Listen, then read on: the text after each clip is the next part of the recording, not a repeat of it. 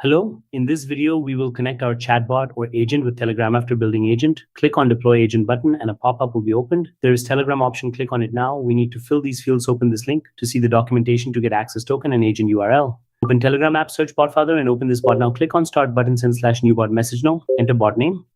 Provide a unique username. Your bot has been created successfully. Now copy the details from this message and paste in the fields. This is the message we got from Botfather. Copy the access token and paste in the first field. Enter the agent name. Enter your Telegram number with country code. Now we need the agent URL that we copy from their message and paste in the field. Click on Save Settings. The Telegram has been integrated successfully. Now we can test our agent on Telegram app. Open your agent with the agent URL and press Start button. The agent responded with our Get Started message.